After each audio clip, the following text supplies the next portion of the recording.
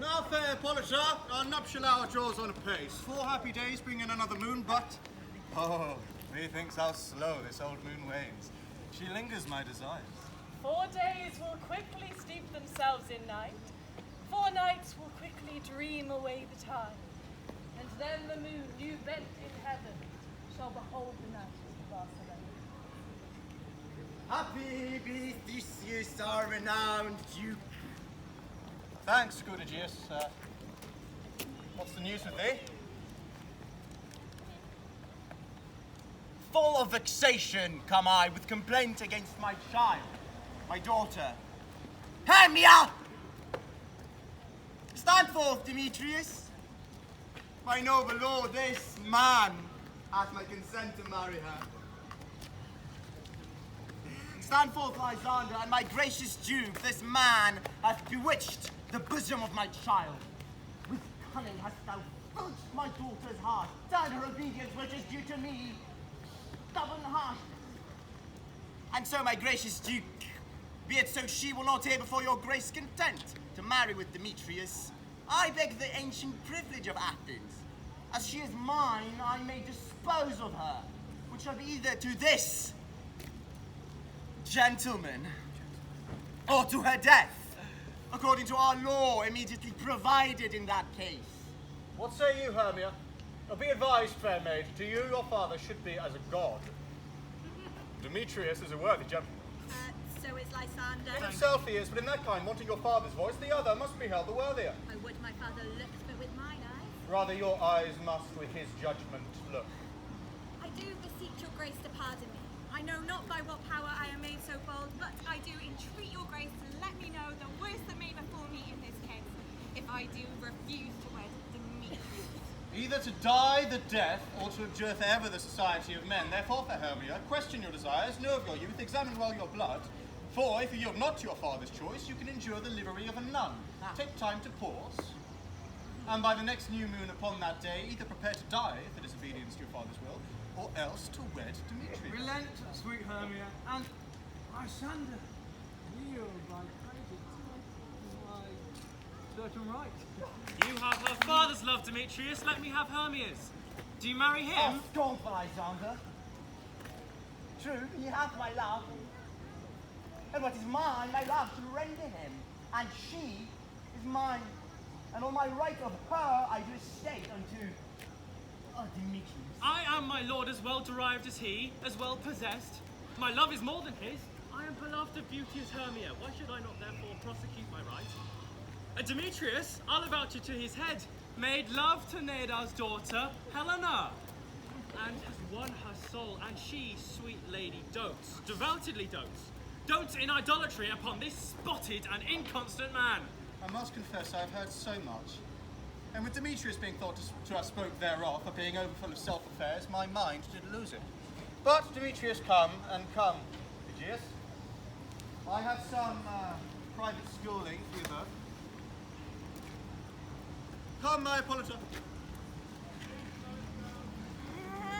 Hello, my love. Why is your cheek so pale? How counts the roses there do fade so fast? Oh, be like for want of rain, which I could well redeem them from the tempest of mine eyes. I me. Thought that I could ever read, ever hear from tale or history, the course of true love never did run smooth. Okay. Well, if then true love never did be crossed, it stands an edict in our destiny. Well, then we must teach our child patience, for it is a customary cross, as true to love as dreams and wishes and sighs, wishes and tears and poor fancies fellows. A good persuasion, therefore, hear me, Hermia. I have a widow aunt, a dowager of great revenue, and she hath no child. And from Athens is our house remote 7 leagues, and she respects me as her only son. Thanks. There, sweet Hermia, may I marry thee? Oh my gosh. And to that place, the Athenian law cannot pursue us. If thou lovest me then, steal forth thy father's house tomorrow night, and in the woods, a league without the town, where I did meet thee once with her Helena, to do an observance to a morn of May, there shall I stay for thee. Oh my good Lysander, I swear to be on Cupid's strongest bow. In that same place thou hast appointed me tomorrow morning will I be with thee. Keep faith, love. Oh, look, here comes Helena. Oh, good speed, fair Helena, whither away? Call you me fair? That fair again unsay. Demetrius loves your fair. Oh, happy fair. Oh, teach me how you look, and with what art you use to sway the motion of Demetrius's heart. Oh, I frown upon him, yet he loves me still. Oh, that your frowns would teach my smiles such skill. I give him caresses, yet he gives me love. Oh, that your prayers could such affection move. The more I hate him, the more he follows me. The more I love, the more he hateth me. His folly, Helena, is no fault of mine. None but your beauty. Oh, well, that fault were mine. Take comfort, sweet friend. He no more shall see this face. For Lysander and myself shall flee this place. And in that wood, where often you and I, emptying our bosoms of their counsel sweet, there myself and my Lysander shall meet. So, farewell, sweet playfellow, and pray thee for us.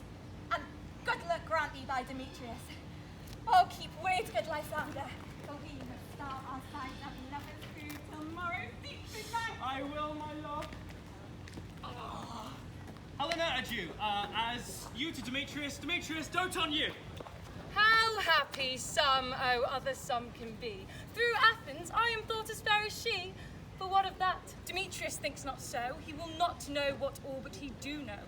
And as he errs, doting on Hermia's eyne, so I, admiring of his qualities, things base and vile, holding no quantity, love can transpose to form and dignity. Love looks not with the eyes, but with the mind. And therefore is Cupid love painted blind, nor hath love's mind of any judgment taste, wings and no eyes, figure, unheedy haste. And therefore is love said to be a child, because in choice it is so oft beguiled, as waggish boys themselves forswear, so the boy love is perjured everywhere, for ere Demetrius looked on Hermia's eyne, he hailed down oaths that he was only mine, and when this heat some hail from Hermia felt, so he dissolved in showers of oaths did melt. I will go and tell him of fair Hermia's flight, and then to the woods will he tomorrow night pursue her, and for this intelligence, if I have thanks, it is a dear expense. For herein mean I to enrich my pain, to have his sight thither and back again. Hello, darlings. Yes, welcome. Oh, great. Oh, first time. First time. I'm really nervous. What do I do? Where do I stand? Just breathe. You'll be all right. Yes. No. Maybe. Yes. Yes. Is all our company met? You were best to call them generally man by man according to the script. Here is a scroll of every man's name, found fit for all Athens to play in our interlude before the Duke on his wedding day at night. First, good Peter Quint, say what the play treats on, then read the name of the actress, and so grow to a point. Marry, our play is the most lamentable comedy and most cruel death of Pyramus and Thisbe. Very good piece of work, I assure you, and a merry. Now, Peter Quint, call forth your actors by the scroll. Masters, spread yourselves. Nick Bottom. Bottom. Nick Bottom, Bottom. the cocktail maker. Mixologist, darling, thank you. Ready, say what part I am for and proceed. You are set down for Pyramus. What is Pyramus, a lover or a tyrant? Oh, a lover that kills himself most gallant for love. That will ask some tears in the true performing of it, if I do it. Let the audience look to their eyes. I will move storms. I will condole in some measure. The raging rocks and shivering shocks shall break the locks of prison gates, and Phoebus' car shall shine from far, and make and mar the foolish fates. Good. This was That's lofty. good. Read the name of the players. Francis Flute. Are you? What are you? Painter decorator? Painter decorator. Right. Right. Flute, you are set down to play Thisbe. Oh yeah, what is this bit? A wandering night? It is the lady that Pyramus must love. Nay, let me not play a lady. I have a beard coming. Ah, it is all one. You shall play it in a mask. And you may speak as small as you will. And I may hide my face. Let me play Thisbe too. I'll speak in a monstrous little voice. Thisbe. Pyramus dear, my Thisbe dear, and lady dear. No, you must play Pyramus, and you, Flute, you, Thisbe. Well, proceed. Robin Starveling, the influential. No, it's influencer. Right, you must play Thisbe's mother then. Tom Snout, the teacher. Here, Peter Quint. Ah, you must play Thisbe's father, myself, Pyramus's father. You, the lion's part. And I do hope here is a play fitted. Have you the lion's part written? If so, give it to me, for I am slow of study.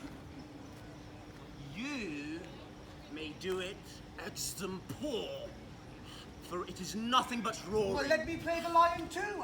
I will roar that I will do any man's heart good to hear me. I will roar that the Duke will say, let him roar again, let him roar again. Aye, and you may do it too terribly that you would fright the duchess and the ladies, that they would shriek. That were enough to hang us all. I grant you, friends, if that you should fright the ladies out of their wits, they would have no more discretion but to hang us. But I will aggravate my voice, so I will roar as gently as any sucking dove. I will roar as 'twere any nightingale. No, you! You must play Pyramus.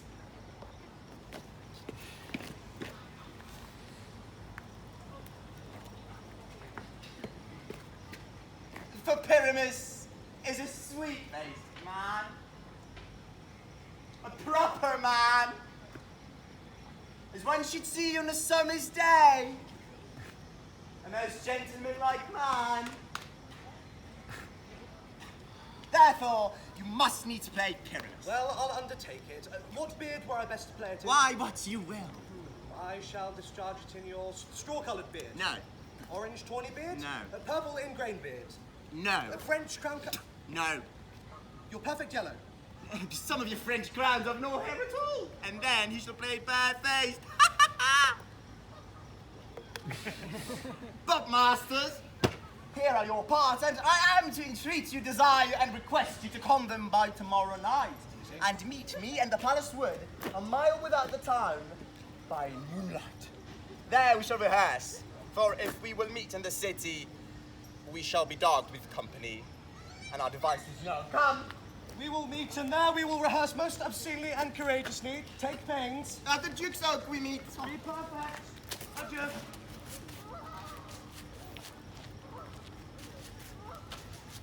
How now, fairy? whither wander you? Over hill, over dale, thorough brush, thorough briar, over park, over pale, thorough flood, thorough fire. I do wander everywhere, swifter than the moon's sphere, and I serve the fairy queen to chew her eggs upon the green. The cowslips tall her pictures be, in their gold coat smarts you see. Those be rubies, fairy favours, in their skins they see their savours. I must go seek those dewdrops here, and hang a pearl on every cowslip's ear. Farewell, thou noble fairy, I'll be gone. The queen and her elves come here anon. The king doth keep his revels here tonight. Take heed the queen come not within his sight, for Oberon is passing fell and wrath, because the queen in her attendant hath a little boy, stolen from an Indian king. She never had so sweet a changeling. And jealous Oberon wants the child, knight of his train, to trace the forest wild. But she perforce withholds the beloved boy, crowns him with flowers, and makes him all her joy. And they do square, and all their elves for fear hide themselves in acorn cups and keep them there. Either I mistake your shape and making quite, or are you that shrewd and knavish sprite called Robin, Goodfellow, are you not he? Thou speakest right, I am that merry wanderer of the night. But room, fairy, here comes Oberon. And here my mistress, I would that he were gone.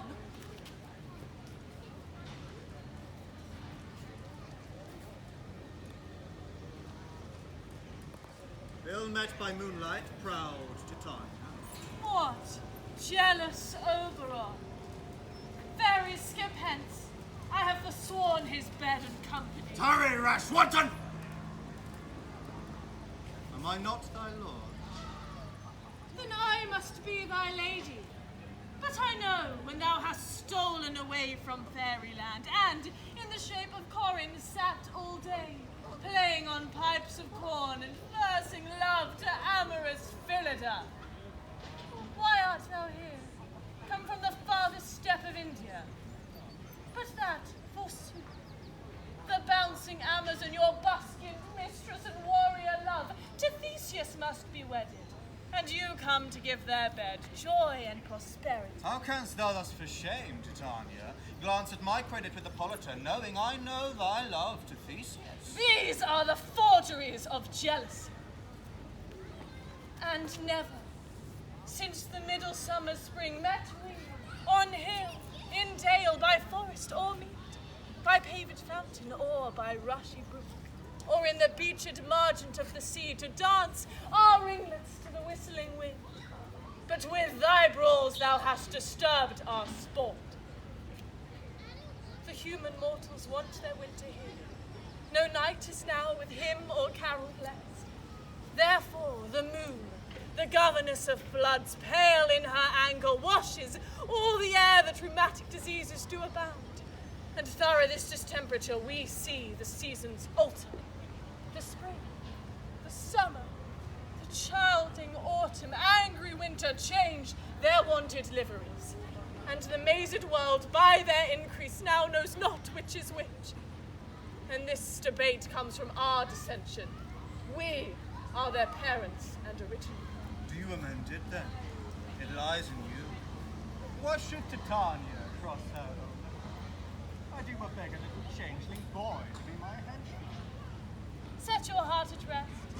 The fairyland buys not the child of me.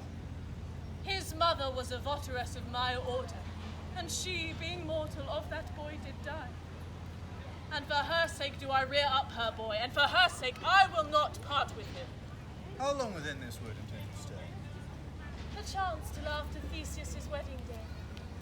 If you will patiently dance in our realm, and see our moonlight revels, go with us. If not, shun me, and I will spare your haunts. Give me that boy, and I will go with thee. Not for thy fairy king. Fairies away! We shall chide downright if I longer stay. Well, go thy way. Thou shalt not from this grove till I commend thee for this injury!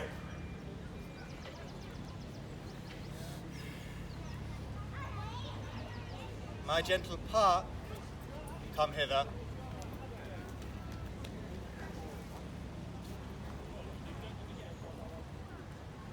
Fetch me that flower, the herb I shewed thee once. The juice of it on sleeping eyelids laid will make or man or woman madly dote upon the next live creature that it sees. I'll put a girdle round the earth in 40 minutes. Having once this juice, I'll watch Titania when she is asleep and drop the liquor of it in her eyes.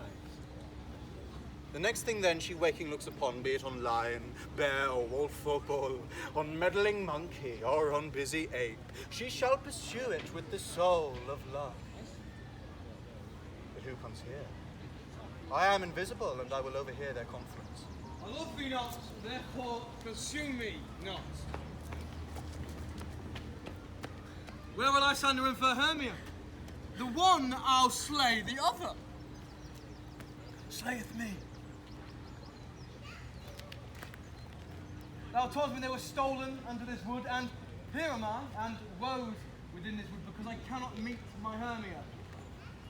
Hence, get thee gone and follow me no more. You draw me, you hard-hearted adamant, but yet you draw not iron, for my heart is true as steel. Leave you your power to draw, and I will have no power to follow you. Do I entice you? Or speak you fair? Or rather, do I not in plainest truth tell you I do not, nor I cannot love you? And even for that do I love you the more. I am your spaniel, and Demetrius, the more you beat me, I will fawn on you. Wolf, use me as your spaniel, spurn me, strike me, neglect me, lose me, only give me leave. Unworthy as I am to follow you, what worse a place can I beg in your love than it is a high respect of love with me, than to be used as you use your dog. Tempt not too much the hatred of my spirit, for I am sick when I do look on thee. I am sick when I look not on you. You do impeach your modesty too much to leave the city and commit yourself into the hands of one who loves you not, to trust the opportunity of the night and the ill counsel of a desert place with the rich worth of your virginity. Your virtue is my privilege, therefore it is not night when I do see your face, nor doth this wood lack worlds of company when you, in my respect, are all the world. And how can it be said I am alone when the whole world is here to look on me? I'll run from thee and hide me in the breaks, and leave thee to the mercy of wild beasts. The wildest beast hath not such a heart as you. I'll not stay at thy questions. Let me go, or, if thou follow me, do not believe, but I shall do thee mischief in the woods. I, in the temple, the town, the field, you do me mischief. Fie, Demetrius, your wrongs do set a scandal on my sex. We cannot fight for love as men may do. We should be wooed and were not made to woo. I'll follow thee and make a heaven of hell, to die upon the hand that I love so well.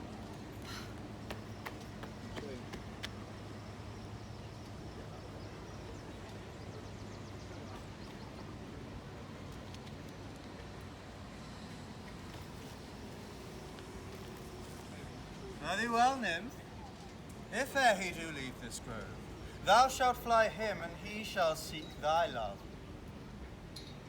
Hast thou the flower there? Welcome, wanderer. Aye, here it is. I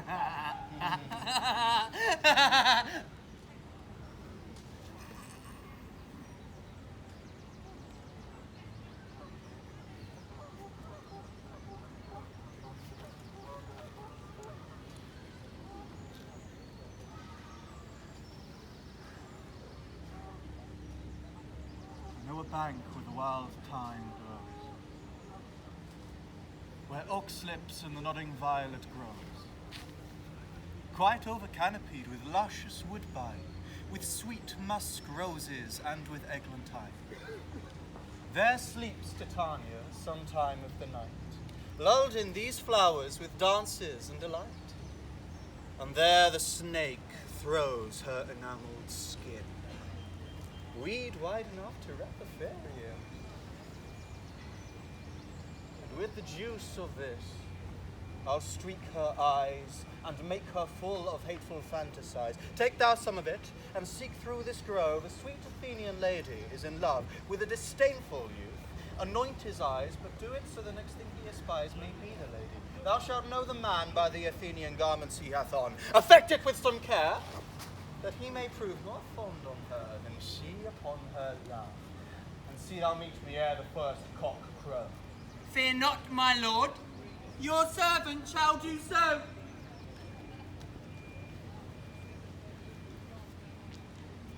Come, sing me now asleep, and then to your offices and let me rest.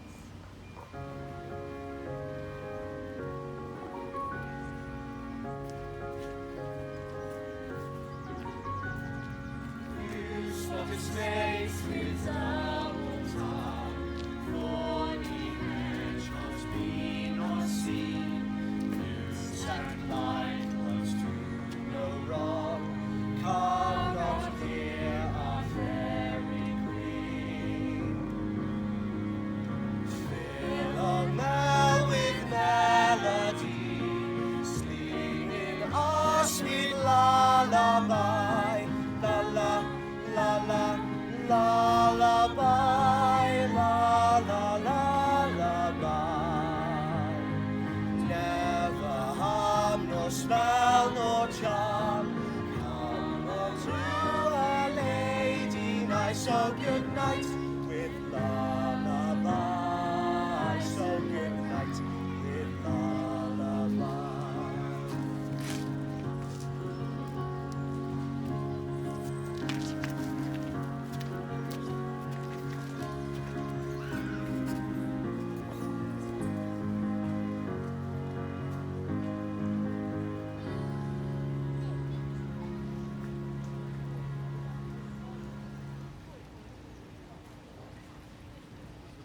What thou seest when thou dost wake, do it for thy true love take. Love and languish for his sake, be it ounce or cat or bear, pard or boar with bristled hair. When thou wakest, 'tis thy day. Wake when some vile thing is near. Fair love, you faint with wandering in the wood, and to speak troth, I have lost our way. Well, rest us, Hermia, if you think it good, and tarry for the comfort of the day. Be it so, Lysander. Find thee out of bed, for I, upon this rock, will rest my head. One turf shall serve as a pillow for us both. One heart, one bed, two bosoms, and one trunk. Nay, good Lysander, for my sake, my dear, lie further off yet.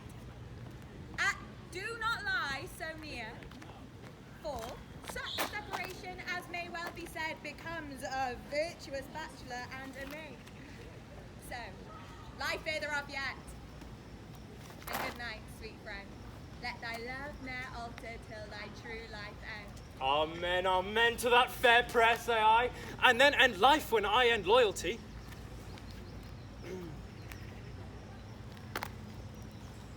Here is my bed. Yep.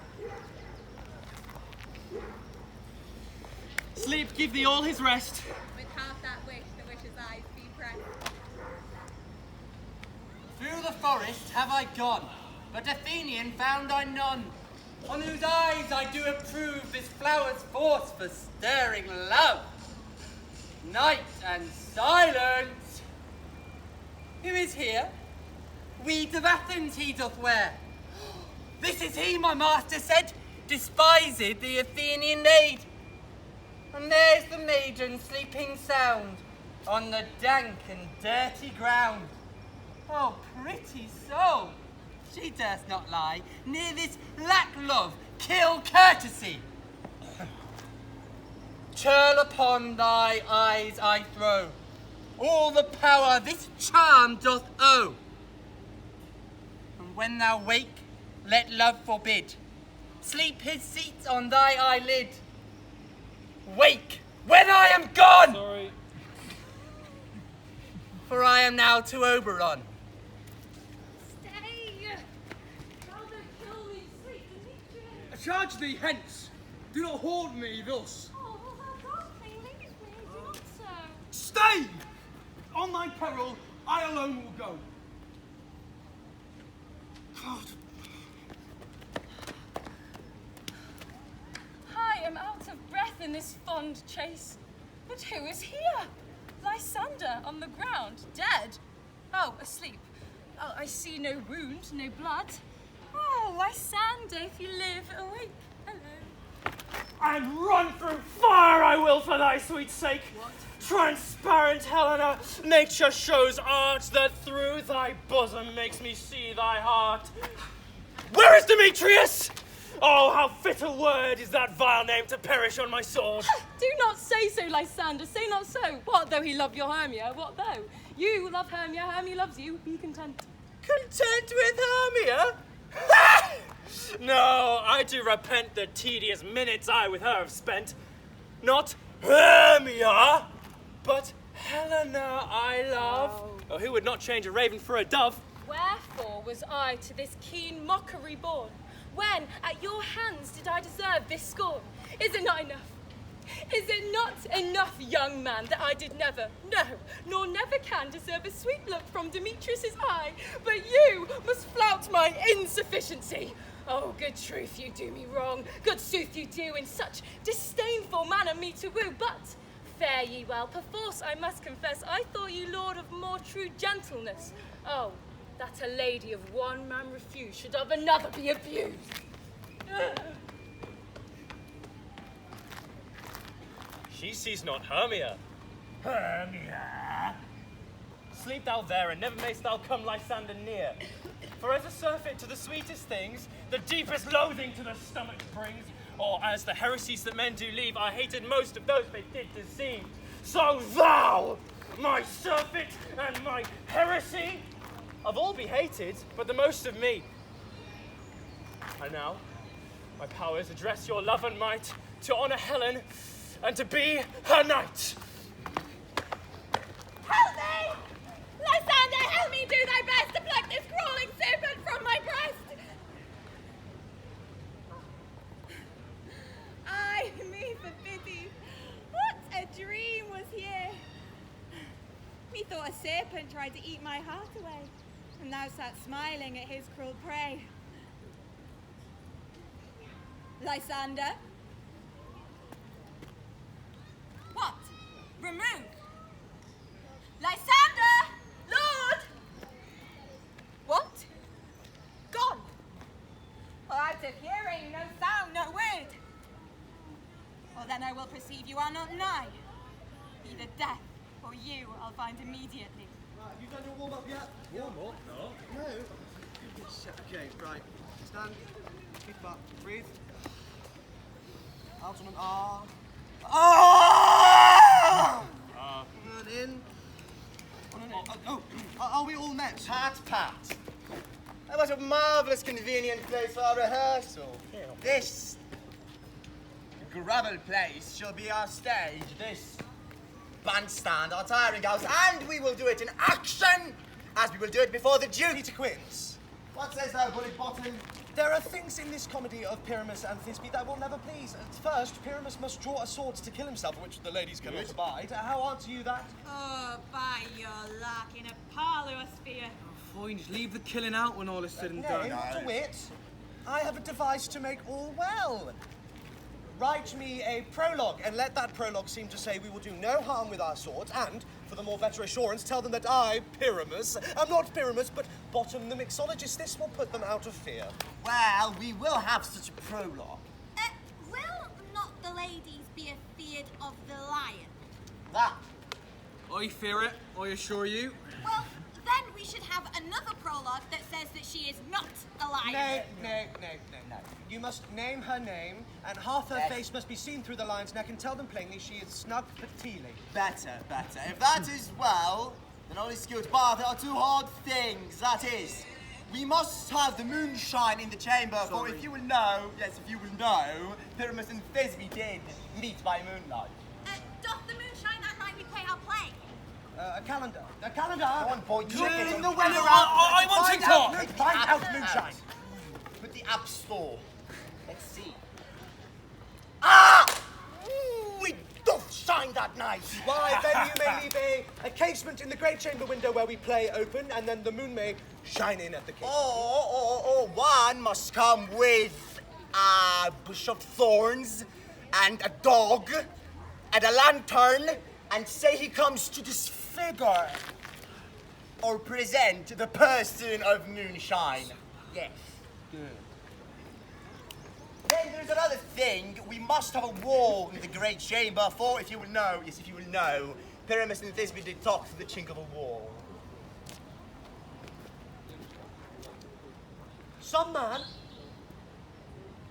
or other must present wall, and let her have some plaster or some loam or some rough cast about her to signify wall, and let her hold her fingers thus, and through that cranny shall Pyramus and Thisbe whisper. Oh, very good. Very good. If that may be, then all is welcome. Rehearse your part. Pyramus, you begin. When you have spoken your speech, enter into that break, and so every man according to their cue. What hempen homespuns have we swaggering here, so close the cradle of the fairy queen? What? A play? I'll be an auditor, an actor too, perhaps, if I see cause. Pyramus, speak. Thisbe, stand forth. Thisbe, the flowers of odious Oh, savour. darling, odors. Sorry, love. Odors, savour sweet, so hath thy breath, my dearest Thisbe dear. But hark, I hear a voice. Hear the voice, hear it. I hear a voice. Stay but here a while, and by I will to thee appear. A stranger, Pyramus, an ear played here. Or must I speak now? Ay, marry, must you, for you must understand he goes but to hear a noise that he heard, and he's to come again.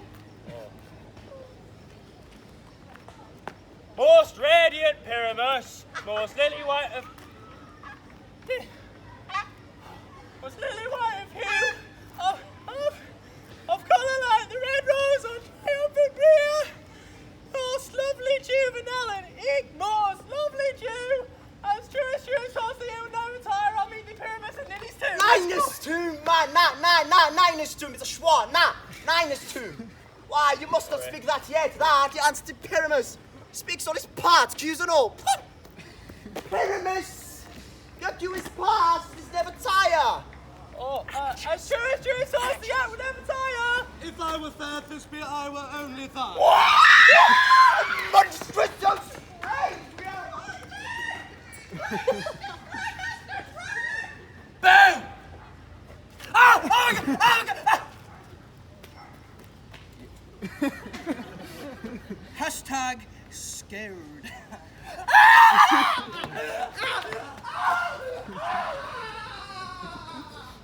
I see their knavery. This is but to make an ass of me, to fright me if they could. But I will not stir from this place. Do what they can. I will walk up and down here, and I shall sing that they will hear I am not afraid. Into the unknown! Into the unknown! Into the unknown! What angel wakes me from my flowery bed? I pray thee, gentle mortal, sing again. Mine ear is not enamoured of thy note, so is mine eye enthralled to thy shape. And thy fair virtue's force, perforce doth move me as the perfume say, to swear I love thee. 2 meters, 2 meters. Methinks, mistress, you should have little reason for that. No, truth to be told. Reason and love keep little company together nowadays. The more the pity that some honest neighbour hath not made them friends. Nay, I can cleak upon occasion. Thou art as wise as thou art beautiful. Not so, neither, but if I had wit enough to get out of this wood, I would have enough to serve mine own turn. Out of this wood do not desire to go. Thou shalt remain here, whether thou wilt or no. Come, follow me to my bower. The moon, methinks, looks with a watery eye When she weeps, weeps every little flower, lamenting some enforced chastity. Tie up my love's tongue. Bring him silently.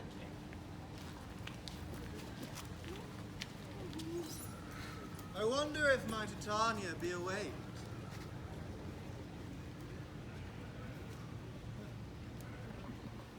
How now, mad spirit? What night roll now about this haunted grove? My mistress with a monster is in love. This falls out better than I could devise. Why rebuke you him that loves you so? Lay breath so bitter on your bitter foe. I now but try thee, but I should do thee worse, for thou, I fear, hast given me cause to curse. If thou hast slain Lysander in his sleep, then being o'er thy shoes in blood, plunge in the deep and kill me too. For it cannot be but that thou hast murdered him. So should a murderer look, so dead, so grim. So should the murdered look, and so should I, pierced through the heart with your stern cruelty. Yet you, the murderer, look as bright, as clear as yonder Venus in her glimmering sphere. What is this to my Lysander? Where is he? Ah! Demetrius, wilt thou give him me? I'd rather give his carcass to my hounds. So... Out, dog. Out, Keir, thou hast driven me past the bounds of the patron! You spend your passion on a misprized mood. I'm not guilty of Lysander's blood, nor is he dead, for aught I can tell. I pray thee, then, tell me that he is well.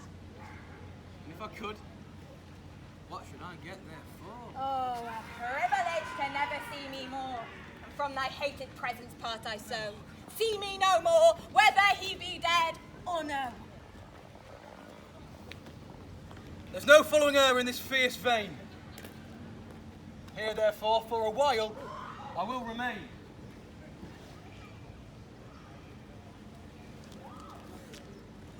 What hast thou done?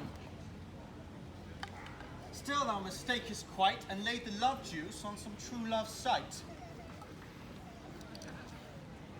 About the wood go swifter than the wind, and Helena of Athens look thou find. By some illusion see thou bring her here, I'll charm his eyes against she do appear. I go. Look how I go. Swifter than an arrow from a Tartar's bow.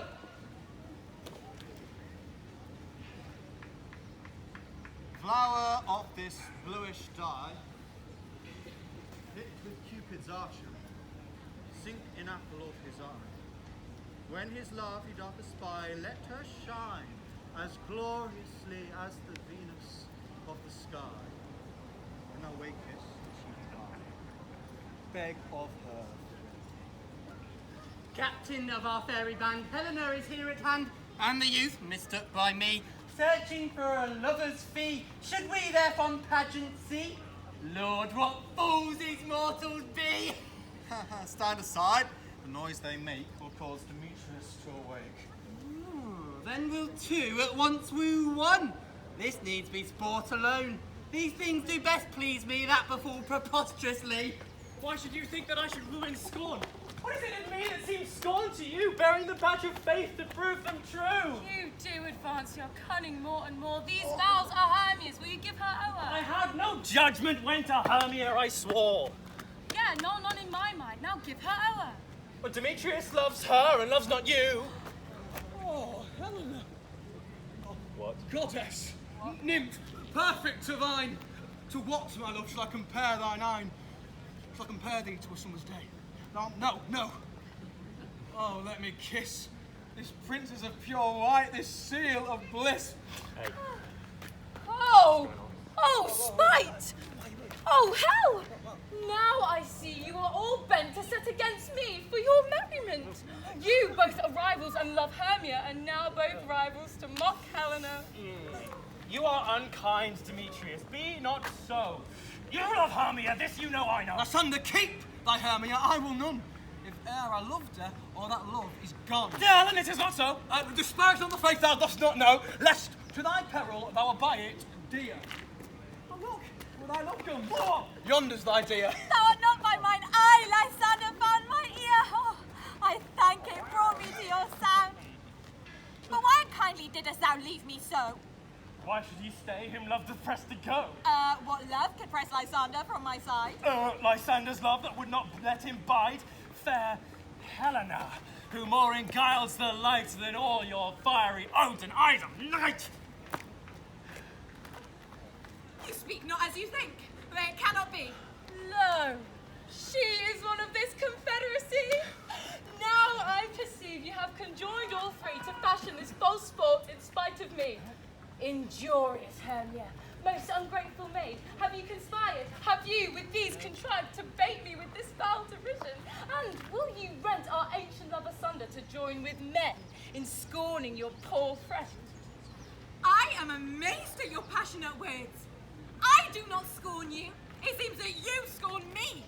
Have you not set Lysander as in scorn to follow me and praise my eyes and face, and made your other love Demetrius, who, even just but now, did spurn me with his foot, to call me goddess, nymph, divine, rare, precious, celestial? I know not what thou meanest by this. Aye, do, persever.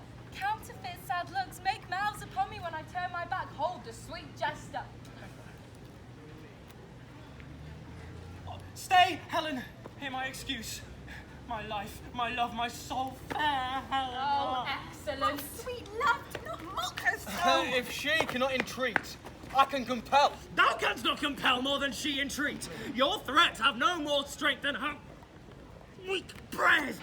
Helen, I love thee. By my soul I do. I say I love thee more than he can do. If thou say so, withdraw. Ah.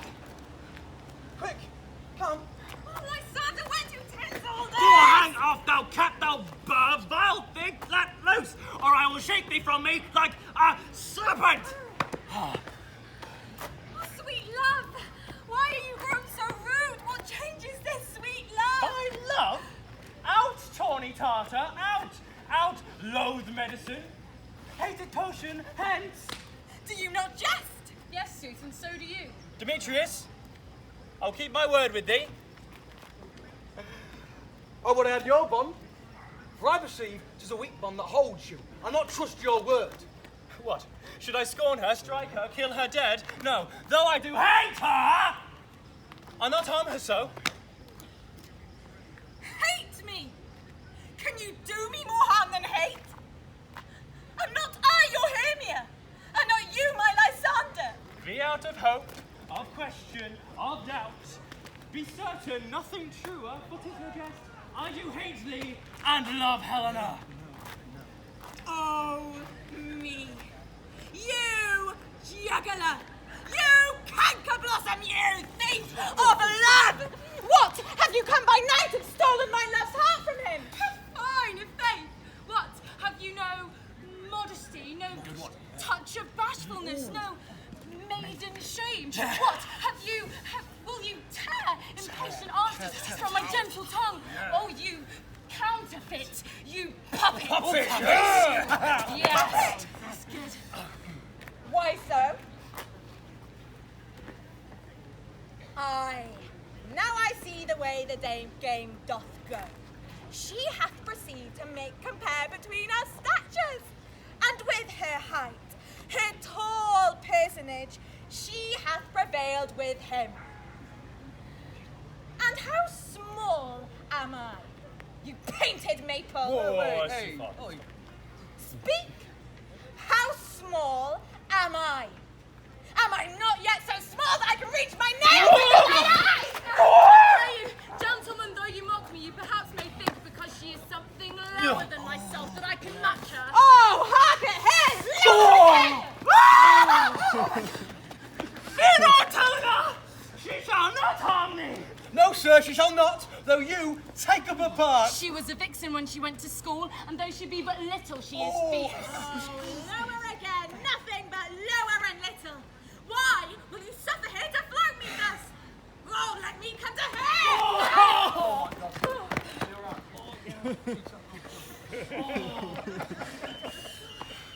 Get you gun! You dwarf! You minimus! Of hindering not grass made you big! You acorn! You are too officious. In her behalf that scorns your services. Let her alone. Speak not of Helena. Take not her part. For if thou dost intend, never so little show love to her, thou shalt abide it. Now she holds me not. Now follow, if thou darest, to see whose right of thine or mine is most in Helena. Follow, nay. I'll go with thee cheek by jowl. Yeah? Yeah. Yeah? Yeah. Yeah? Yeah.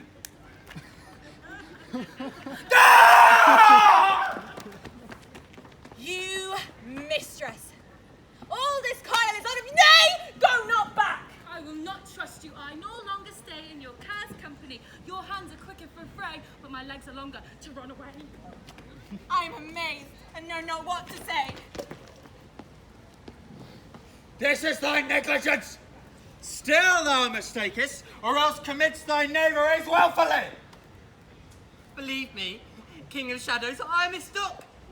Did not you tell me I would know the man by the Athenian garments he had on? And so far, blameless am I in this enterprise, for I have anointed an Athenian's eyes. And I am glad it did so sort, for this their jangling I esteem a sport. Thou seest these lovers seek a place to fight. I therefore, Robin, overcast the night and lead these testy rivals so astray as one come not within another's way. Was I in this affair do thee employ, I'll to my queen and beg her Indian boy. And then I will her charmed eye release from monsters' view, and all things shall be peace. Up and down, and up and down. I will lead them up and down, and I am feared in field and town. Goblin, lead them up and down. Oh, here comes one. Where art thou, proud Demetrius? Speak thou now. Here, drawn and ready. Where art thou? I will be with thee straight. Sleep. Lysander, speak again. Thou run away, thou coward. Art thou fled? Speak. Oh, It's thou in socially coward. distant circle. Thou coward! As you not you bragging to the stars, telling the bushes thou lookst for wars, yet you will not come? Oh, you recreant! Come, you child! I'll beat thee with a rod! Thou art defiled who draws a sword against thee! Sleep! Oh, weary night. Sleep! And here is 3. We need one more. 2 of both kinds make up 4. Never so weary, never so in woe. I can no further go, no further walk. Here I will rest me till the break of day. Sleep! Heaven shield Lysander if they need not burn. On the ground. Sleep sound. When thou wakest, thou takest true delight in the sight of thy former lover's eye. As a country proverb known, every man shall have his own. Jack shall have Jill, naught shall go ill. Every man shall have his mare, and all shall be well. I'll sit thee down upon this flowery bed, while I thy amiable cheeks do coy, and kiss thy large, fair ears. My gentle George, wilt thou hear some music, my sweet love? I have a reasonable good ear in music. Let's have a show tune, go on. Let it go, let it go. Yeah. No. What say, sweet love? What thou desirest to eat? Truly a peck of provender. I could munch your good dry oats. Methinks I have a desire to a bottle of hay.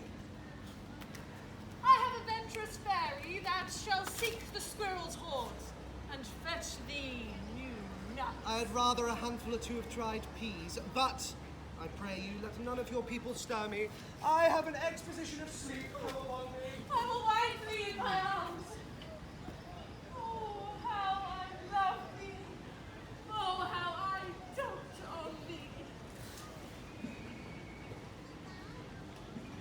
Welcome, good Robert.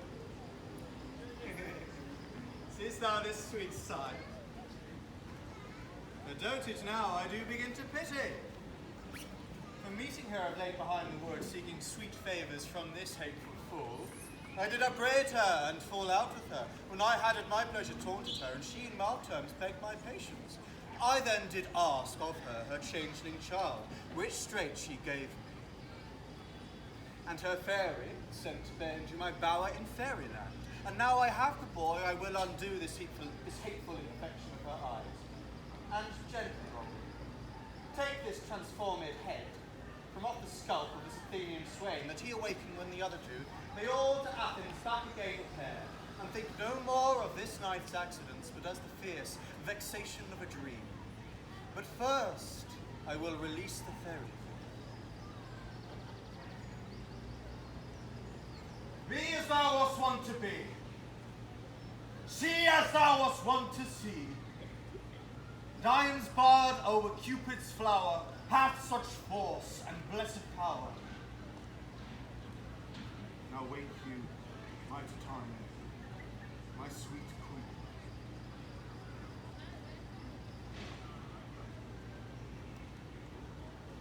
My own. What visions have I seen? Methought I was enamored with an ass. There lies your love. Oh, how my eyes loathe this visage now. Silence a while. Robin, take off. When thou wakest, with thine own fool's eyes awake and see. Now thou and I are new in amity, and we will tomorrow midnight solemnly dance in Duke Theseus' house triumphantly. Hear, my lord, to hear and hark, for I do hear the morning lark. Come, and in our flight, tell me how it came this night, that I, lying here on the ground, as these mortals found. Wake up! I pray you all, stand up, stand up. Don't stand up, dear. I know you two are rival enemies. How comes this gentle concord in the world that hatred is so far from jealousy? To sleep by hate and fear no enmity.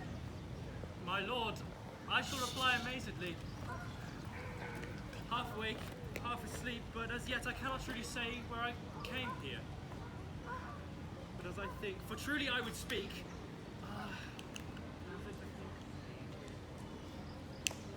So it is. I came with Hermia hither. Our intent was to be gone from Athens, where we might, without the peril of Athenian law, be married. Oh, enough. I have enough. I'll have your head. I'll have your head. On the law. My lord, fair Helena told me of their stealth, of this their purpose hither to this wood, and I in fury followed them. Fair Helen in fancy following me. But my good lord, I know not by what power, but by some power it is. My love for Hermia melted as the snow. All the faith, the virtue of my heart, the object and the pleasure of my eye, only Helena. Oh, fair lovers, you're fortunately met. Oh, of this discourse we more will hear anon. For in the temple by and by you shall eternally be knit with us. Come to Athens, Theseus will hold a feast of great solemnity. These things seem small and indistinguishable. Methink I do see with parted eye, when everything I see seems double. So methinks, and I found Demetrius like a jewel, mine own and not mine own. Are you sure we are awake? It seems to me that yet we sleep, we dream. Do you not think a genius was here and bid us follow him? And he did bid us follow to the temple. Why then we are awake. Let's follow him. And by the way, let us recount our dreams. When my cue comes, call, and I will answer. My next is... most fair Pyramus. Hey-ho!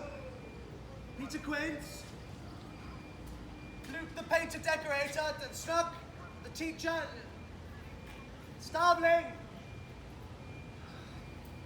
God's my life, stolen hence and left me here asleep.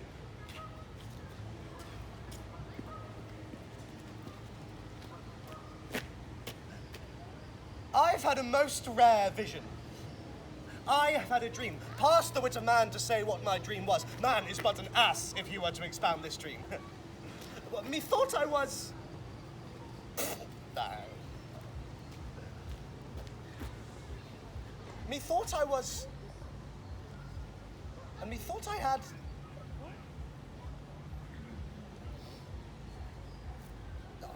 But man is but a patched fool if he will offer to say what methought I had.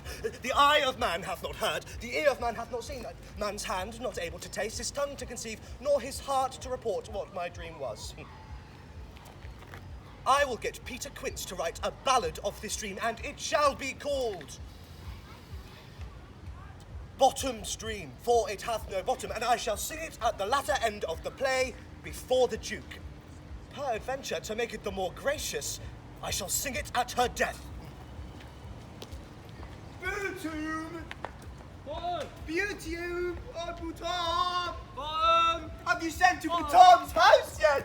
Has he come home? No. Oh, though he is transported, I don't have to do it! Yes! If you could not, the play is hard. It goes not forward, doth it? It is not possible.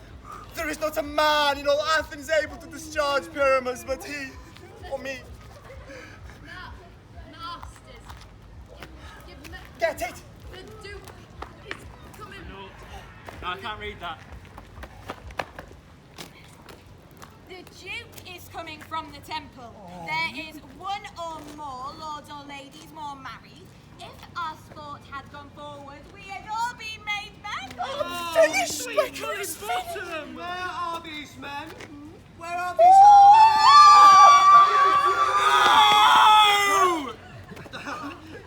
Masters, I am to discourse. Get off!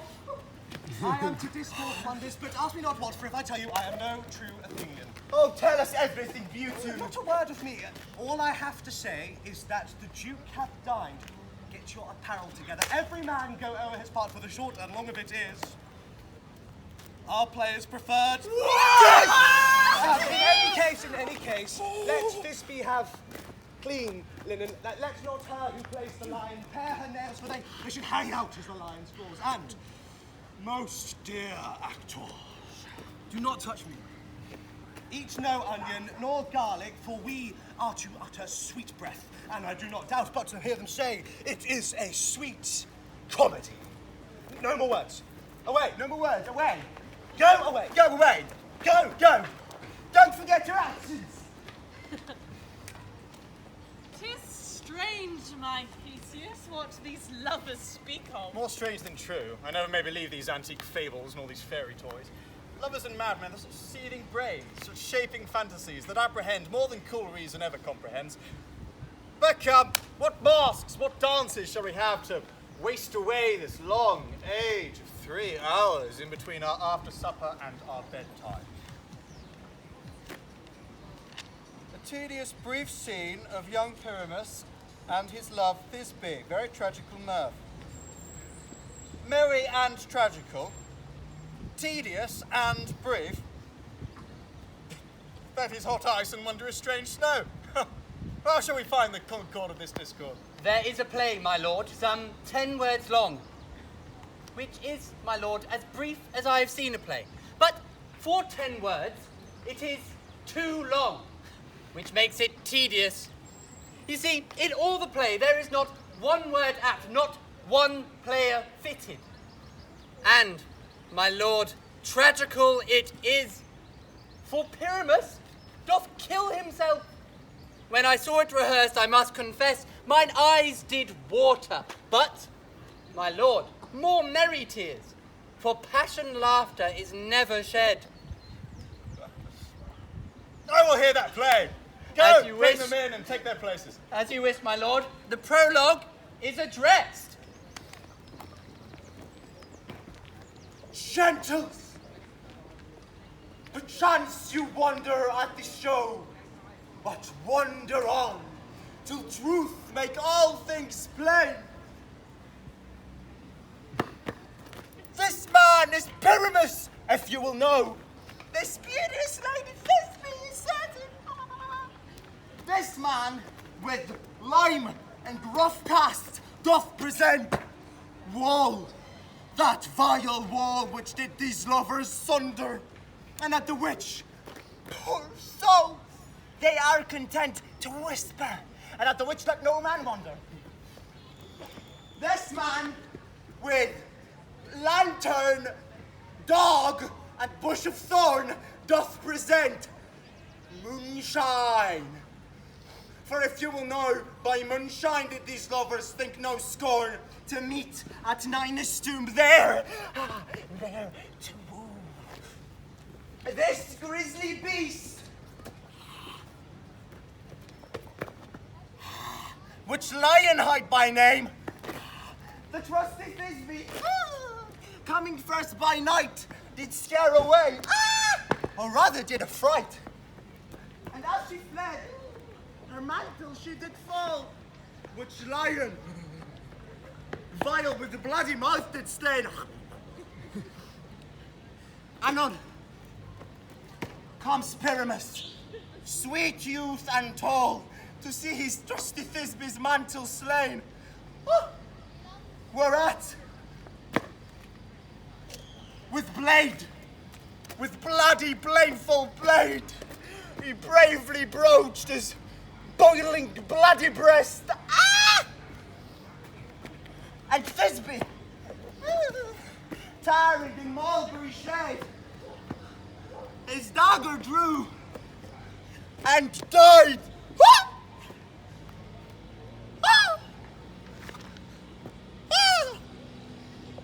For all the rest, let lion, moonshine, wall, and lovers twain at large discourse, while here they do remain. In that same interlude it doth befall that I, one snagged by name, do present a wall. And such a wall as I would have you think it had within it crannied hole or chink, through which the lovers were to whisper. Are you done? Yeah, I'm done. Get off.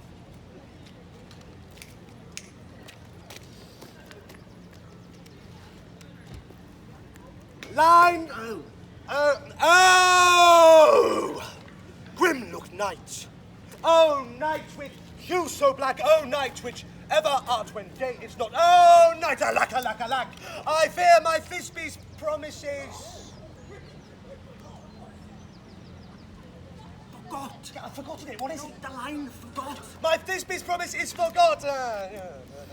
And thou, oh wall, oh sweet, oh lovely wall, that stands between her father's ground and mine. Oh wall, thou wall, oh sweet and lovely wall, show me thy chink to blink through with mine eye.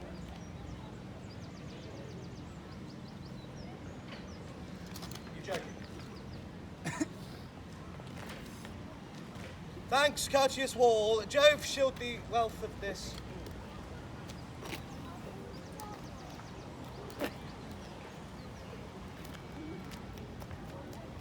But what's... Oh, no, but what see I? No Thisbe do I see. Oh, wicked wall, through whom I see no bliss. Cursed be thy stones for thus deceiving me.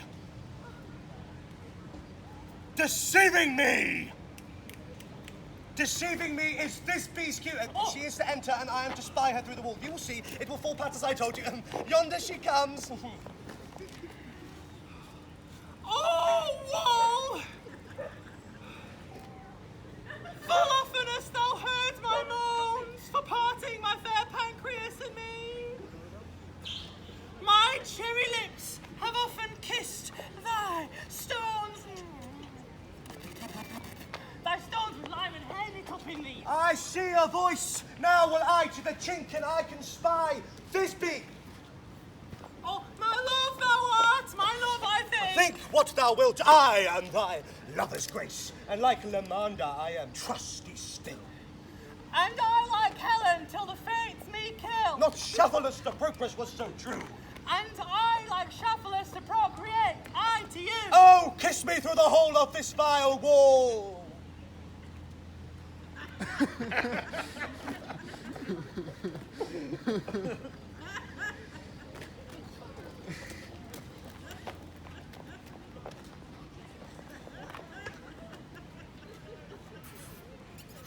So I kiss the wall's hole and not your lips. Well, thou and Ninny's tune meet me straightways. Tide life, tide death, I come without delay. And thus, with my wall part being discharged as so, away wall doth go!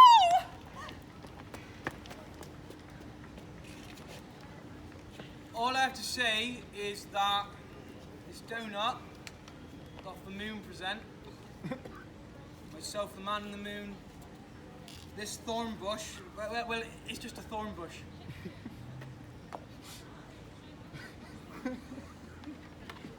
This is old Ninny's tomb. Where is my love?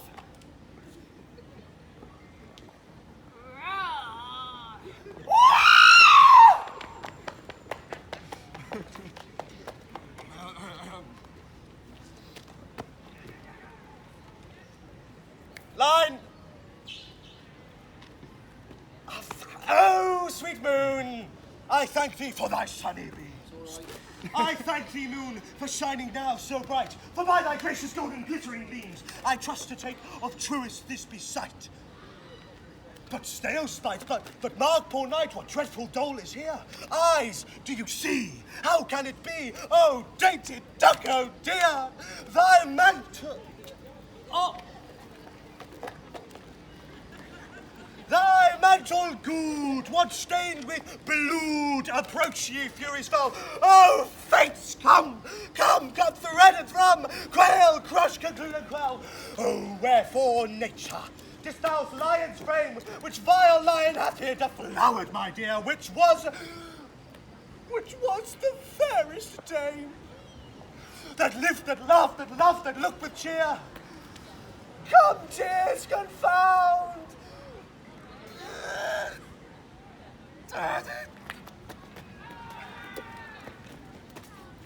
Come, tears, confound! Out sword and wound! The path of Pyramus, aye, the left pap, where heart doth heart. Thus die I.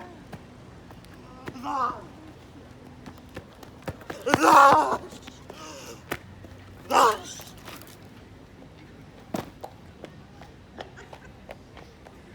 asleep, my love.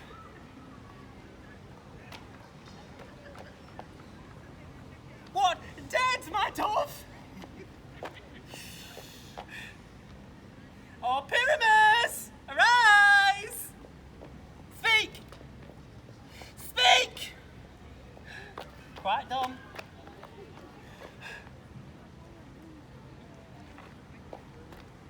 Dead! Dead! Oh, too must cover thy sweet eyes! Oh, this cherry lips, this cherry nose, these yellow cow's lip cheeks are gone! Are gone! Lovers, make moan! His eyes were green as leaves. Oh, come! Sisters three, come to me, with hands as pale as milk, and lay them in gore, since you have shore with... Oh, no. Since you have shore with shears his thread of silk, tongue, not a word, come, trusty sword, come, blade, thus my breast imbrue. Ah! So farewell, friends. Thus this ends. Adieu.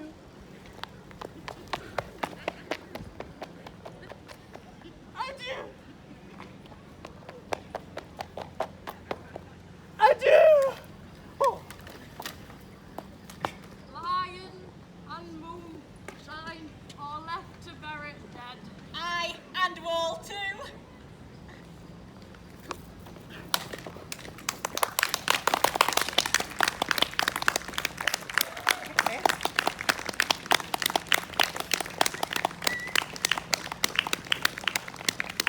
Follow my Instagram. Okay, wonderful. Wow.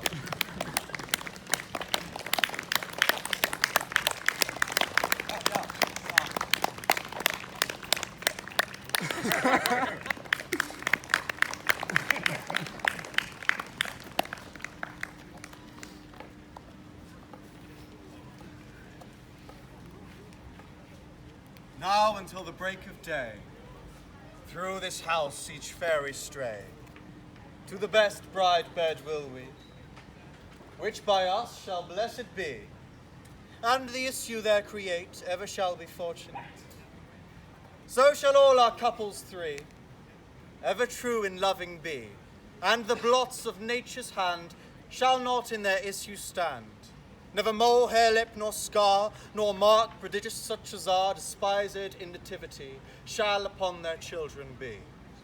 With this field due consecrate, every fairy take his gate, and each several chamber bless, through this palace with sweet peace. And the owner of it blessed, ever shall in safety rest. Trip away, make no stay. Meet me all by break of day. If we shadows have offended, think but this and all is mended. That you have but slumbered here while these visions did appear. And this weak and idle theme no more yielding but a dream. Gentles, do not reprehend. If you pardon, we will mend. And as I am an honest puck, if we have unearned luck, now to scape the serpent's tongue, we shall make amends here long, else the puck a liar call. So good night unto you all. Give us your hands if we be friends, and Robin shall restore amends.